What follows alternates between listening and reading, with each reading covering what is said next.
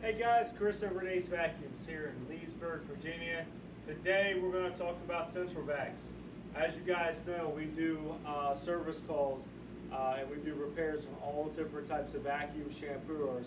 For those of you who don't know, we do service calls on all central vac units. It could be from your Electrolux to Titan to all the different makes and models like MD Central, Ricard, basically any type of unit. We'll come out, we'll do a service call.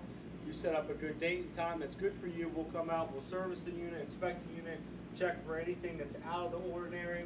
We'll either service it, repair it, fix it. If we can't, we'll get you a new one installed in your home. For those of you who are looking to get new central vac systems in your already existing home, we can now do that.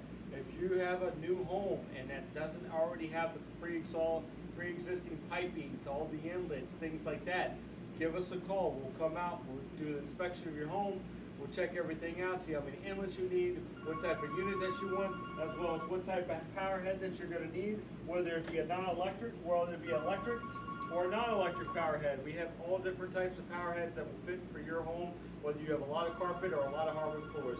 If you have any questions, please give us a call at 703-997-9292 extension 2 and ask for Chris.